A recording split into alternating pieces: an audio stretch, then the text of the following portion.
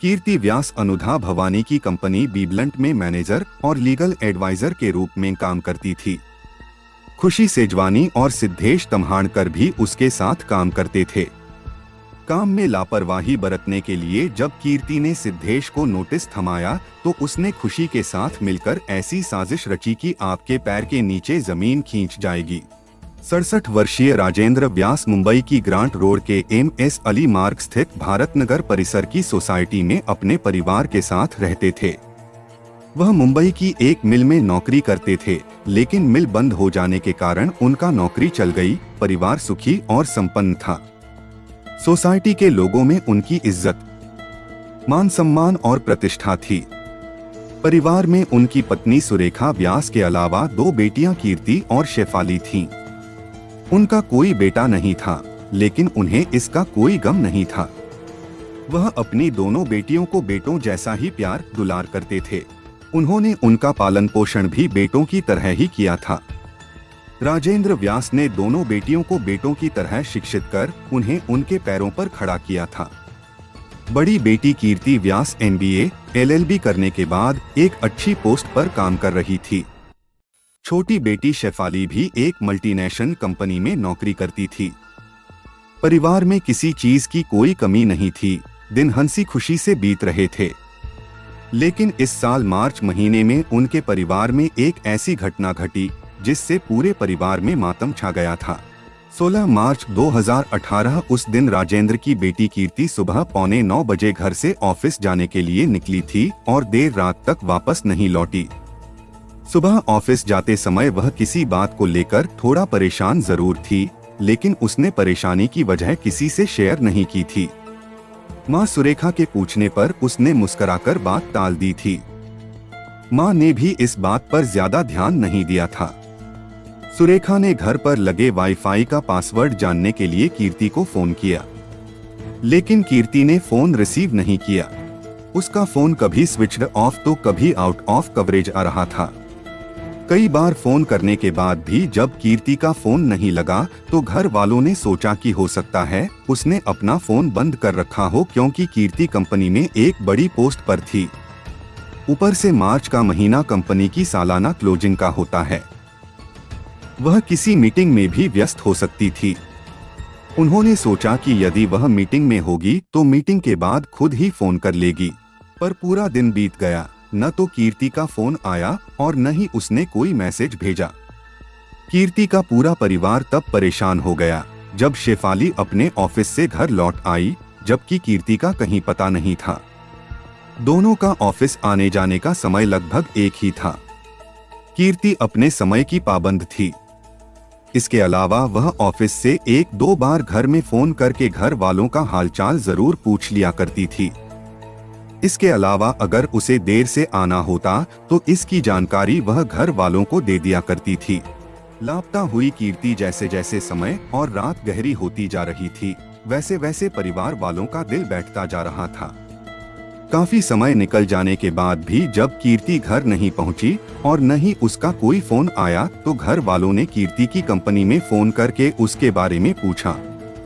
वहां से पता चला कि कीर्ति तो आज ऑफिस आई ही नहीं थी। यह सुनकर घर में कोहराम मच गया। परिवार के अलावा जिसे भी कीर्ति के ऑफिस न पहुंचने की खबर मिली, सब स्तब्ध रह गए। घर वालों के अलावा जान पहचान वाले भी कीर्ति की तलाश में लग गए। ऐसी कोई जगह नहीं बची जहां कीर्ति को नहीं खोजा गया। सभी यह सोचकर परेशान थे कि कीर्ति सुबह 8:45 बजे अपनी ड्यूटी के लिए निकली थी तो वह अपने ऑफिस न पहुंचकर कहां चली गई। सभी का मन किसी अनहोनी को लेकर अशांत था। सुरेखा और उनकी बेटी शेफाली के आंसू थमने का नाम नहीं ले रहे थे। पिता राजेंद्र व्यास की हालत भी ठीक नहीं थी। सोसाइटी वाले और उनके नाते रिश्तेदार उन्हें धीरज बंधाकर पुलिस के पास जाने की सलाह दे रहे थे। 28 वर्षीय कीर्ति व्यास ने अपनी पढ़ाई पूरी कर जब सर्विस की कोशिश की तो उसकी योग्यता के आधार पर उसे बड़ी आसानी से अंधेरी पश्चिम लोखंडवाला स्थित एक जानी मानी कंपनी में नौकरी मिल गई। यह कंपनी बड़े फिल्मी सितारों, उद्योगपतियों, टीवी कलाकारों आदि की हेयर कटिंग और ब्यूटी ड्रेसिंग का काम तो करती ही है, इसके अलावा टीवी और फिल्मों का फाइनेंस और एक्टिंग की कोचिंग क्लासें भी चलाती है। कंपनी का सालाना टर्नओवर कई करोड़ का होता है। कंपनी की फाइनेंस मैनेजर और लीगल एडवाइजर थी कीर्ति। इस कंपनी में कीर्ति व्यास लगभग 5 साल पहले आई थी। उसने अपनी मेहनत और जिम्मेदारी से कंपनी के सीईओ और एमडी का दिल कुछ महीनों में ही जीत लिया था। कंपनी में उसकी नियुक्ति फाइनेंस मैनेजर के पद पर हुई थी, लेकिन थोड़े ही दिनों में उसे कंपनी का लीगल एडवाइजर भी बना दिया गया था। कीर्ति की मेहनत से कंपनी को काफी लाभ हुआ था और टर्नओवर भी बढ़ गया था। कंपनी के काम के प्रति वह जिम्मेदार और पाबंद तो थी ही, साथ ही वह वहां के कर्मचारियों के प्रति भी सख्त थी। काम में किसी भी प्रकार की ढिलाई या लापरवाही उसे जरा भी पसंद नहीं थी। कंपनी की लीगल एडवाइजर और फाइनेंस मैनेजर होने के नाते वह किसी भी प्रकार का निर्णय लेने के लिए स्वतंत्र थी। कंपनी के भले के लिए वह हर उस शख्स के प्रति सख्त थी जो लापरवाह रहता था। वह यह नहीं देखती थी कि कोई सीनियर है या जूनियर। कीर्ति व्यास को गायब हुए अब तक 24 घंटे से अधिक हो चुके थे, लेकिन उसकी कोई खबर नहीं मिली थी। घर वालों के सामने अब सिर्फ पुलिस के पास जाने का रास्ता बचा था। लाचार और मजबूर होकर कीर्ति के पिता अपने नाते रिश्तेदारों और कंपनी के कुछ लोगों के साथ थाना पहुंचे। उन्होंने थाना प्रभारी से मिलकर उन्हें सारी बातें बताईं। थाना प्रभारी ने उनकी बातें सुनने के बाद कीर्ति के अपहरण का मामला दर्ज करवा दिया। मामला एक हाई प्रोफाइल कंपनी की अधिकारी से जुड़ा हुआ था, इसलिए थाना प्रभारी किसी भी तरह का जोखिम नहीं लेना चाहते थे। उन्होंने अपने अधिकारियों के अलावा पुलिस कंट्रोल रूम को मामले की जानकारी दे दी। थाना प्रभारी ने वरिष्ठ अधिकारियों के निर्देश पर मामले की जांच तेजी से शुरू कर दी। पुलिस ने कीर्ति के घर से लेकर ऑफिस तक सभी सीसीटीवी कैमरों की फुटेज, कीर्ति के फोन की कॉल डिटेल्स हासिल कर उसकी कंपनी के सभी कर्मचारियों के बयान लिए। पुलिस वह मामले को जितना सुलझाने की कोशिश कर रहे थे, उतना ही वह उलझता जा रहा था। जैसे जैसे समय बढ़ता जा रहा था, वैसे वैसे उनके वरिष्ठ अधिकारियों का दबाव भी बढ़ता जा रहा था। पुलिस अपने तरीके से मामले की जांच तो कर ही रही थी, लेकिन कीर्ति के घर वाले भी उसकी तलाश में गलियों और उपनगरों में कीर्ति के पोस्टर लेकर भटक रहे थे। इलेक्ट्रॉनिक मीडिया का भी सहारा लिया गया, लेकिन आशा की कोई किरण नजर नहीं आई। रात हर रोज होती थी, मगर कीर्ति के घर वालों का दर्द कम होने का नाम नहीं ले रहा था। घर वालों का धैर्य जवाब देने लगा। जैसे जैसे कीर्ति व्यास के मामले को लेकर समय निकलता जा रहा था, वैसे वैसे कीर्ति के परिवार वालों का सब्र टूटता जा रहा था। जब 1 महीने से अधिक का समय हो गया तो उनका धैर्य टूट गया। स्थानीय पुलिस से उनका भरोसा उठ चुका था। पुलिस कमिश्नर इस मामले पर पहले से ही नजर बनाए हुए थे। उन्होंने मामले की गंभीरता को देखते हुए जॉइंट पुलिस कमिश्नर और डीसीपी क्राइम को मामले की जांच की जिम्मेदारी सौंप दी। क्राइम ब्रांच ने मामले की गहनता से जांच शुरू कर दी। यह हाई प्रोफाइल केस एक तरह से क्राइम ब्रांच की प्रतिष्ठा का प्रश्न बन गया था। क्राइम ब्रांच इस मामले की कड़ियों को जोड़ना शुरू किया। उन्होंने अपनी जांच की शुरुआत उन्हीं सूत्रों से की जिन पर स्थानीय पुलिस कर चुकी थी। उन्होंने कीर्ति के घर वालों के बयान और कीर्ति के मोबाइल फोन की कॉल डिटेल्स का बारीकी से अध्ययन किया तो जांच में कई खामियां नजर आईं। कीर्ति के घर वालों के बयान के अनुसार कीर्ति सुबह 9:15 बजे की विरार लोकल ट्रेन से ग्रांट रोड से अंधेरी जाया करती थी, लेकिन घटना वाले दिन सुबह उसे लेने के लिए उसकी इमारत के नीचे ब्राउन कलर की एक फोर्ड इको स्पोर्ट्स कार आई थी, जिसके कांच पर काले रंग की फिल्म चढ़ी हुई थी। इससे अंदर बैठे लोग दिखाई नहीं दे रहे थे। यह कार कीर्ति की कंपनी की मैनेजर खुशी सेजवानी की थी, लेकिन उन्होंने जांच टीम को जो बयान दिया था वह विश्वसनीय नहीं था। उन्होंने कहा था कि वह उस दिन कंपनी के अकाउंटेंट सिद्धेश तम्हाड़कर के साथ ग्रांट रोड अपने एक व्यक्तिगत काम से आई हुई थी। लौटते समय उन्होंने कीर्ति को यह सोचकर अपने साथ लिया कि वह भी उनके साथ ऑफिस चली चलेगी। उसके साथ रहने से रास्ते का टाइम भी पास हो जाएगा, लेकिन ऐसा नहीं हुआ। रोड जाम होने के कारण कीर्ति ने यह कहकर उनकी कार छोड़ दी कि वह ऑफिस के लिए लेट हो जाएगी, जबकि सीसीटीवी कैमरे की फुटेज में ऐसा कुछ नहीं था। उस समय रोड साफ था। जांच में यह भी पता चला कि उस दिन कीर्ति का मोबाइल फोन वर्ली के भारत नगर में बंद हुआ था। जिस समय उसका फोन बंद हुआ उसी समय खुशी सेजवानी रहता था। उसके पिता सीताराम तम्हाड़कर नौकरी से रिटायर हो चुके थे। पूरे परिवार की जिम्मेदारी सिद्धेश के ऊपर थी। परिवार वालों का वह एकलौता सहारा था। वह कंपनी में अपना काम ठीक से नहीं करता था।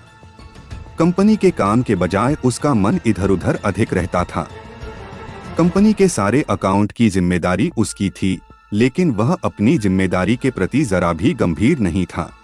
व्यास के काम को देखते हुए बीबलंट कंपनी ने कीर्ति को जो जिम्मेदारियां दी थीं, वह उनका बड़ी ईमानदारी से पालन करती थी।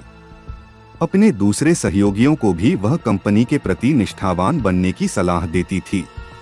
सारे लोगों से कीर्ति का व्यवहार मधुर व सरल था। बाहर से आने जाने वाले लोग भी कीर्ति को भरपूर मान सम्मान देते थे। लेकिन सिद्धेश तम्हाड़कर के साथ ऐसा नहीं था, क्योंकि कीर्ति ने जब कंपनी का काम संभाला था, तब से सिद्धेश तम्हाड़कर की मनमानी पर रोक लग गई थी। कीर्ति ने पहले तो सिद्धेश तम्हाड़कर की काम के प्रति लापरवाही पर उसे कई बार समझाया, लेकिन सिद्धेश पर उसकी बातों का कोई असर नहीं हुआ। सरकार ने जब से जीएसटी लगाई तो सिद्धेश की परेशानी और ज्यादा बढ़ गई, क्योंकि जीएसटी की गणना उसकी समझ से परे थी। काम सही ढंग और समय से पूरा करना ही पड़ता था। सिद्धेश को जीएसटी का काम करना नहीं आता था। सिद्धेश के अकाउंट में बहुत सारी गलतियां तो होती ही थीं, काम भी समय से नहीं हो पाता था। इससे कंपनी के नुकसान के साथ साथ बदनामी का भी डर था। चेतावनी के बाद भी सिद्धेश ने जब अपने काम में सुधार नहीं किया तो कीर्ति ने उसे कंपनी से निकालने का नोटिस दे दिया। इस नोटिस से सिद्धेश बौखला गया। नौकरी जाने के बाद उसका और उसके परिवार का क्या होगा, सोचकर वह परेशान रहने लगा।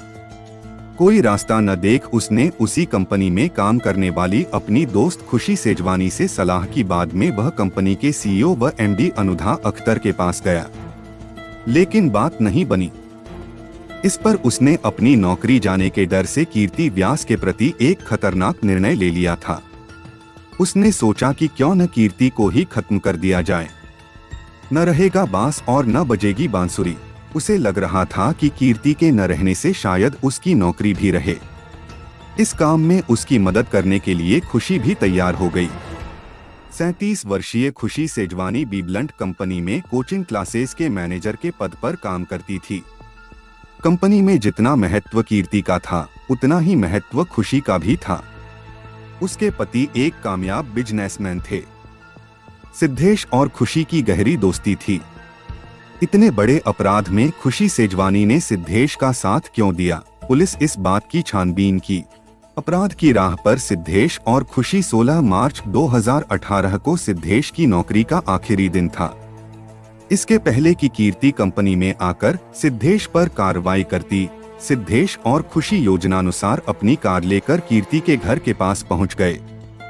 फिर खुशी ने कीर्ति को फोन करके कहा कि वह किसी काम से भारतनगर आई थी। काम खत्म हो जाने के बाद अब ऑफिस जा रही है। अगर उसे भी ऑफिस चलना हो तो आ जाए, साथ साथ चले चलेंगे। कीर्ति ऑफिस जाने की तैयारी कर ही रही थी। खुशी का फोन आने के बाद उसने उसके साथ चलने की हामी भर दी और फटाफट तैयार होकर उसकी गाड़ी में पहुंच गई। गाड़ी खुशी सेजवानी चला रही थी। कीर्ति उसके बराबर में बैठ गई। सिद्धेश पीछे वाली सीट पर बैठा था। कुछ दूर चलने के बाद खुशी सेजवानी ने कीर्ति को मनाने की काफी कोशिश की कि वह सिद्धेश को दिया नोटिस वापस ले ले, लेकिन वह इसके लिए तैयार नहीं हुई। तब पीछे की सीट पर बैठे सिद्धेश ने कीर्ति के गले में सीट बेल्ट डालकर हत्या कर दी। कीर्ति की हत्या करने के बाद खुशी ने कार अपने घर पर लाकर खड़ी कर दी और उस पर कवर डालकर दोनों ऑफिस चले गए। मगर कंपनी के काम में उनका मन नहीं लग रहा था। उस दिन खुशी सेजवानी 4 बजे ही अपने ऑफिस से घर के लिए निकल गई। कार में शव होने के कारण सिद्धेश भी शाम 5 बजे के करीब खुशी के घर पहुंच गया। मौका देखकर वे कीर्ति की लाश कार से निकालकर घर के अंदर ले गए। फिर उसे ठिकाने लगाने के मकसद से उन्होंने लाश के 3 टुकड़े किए।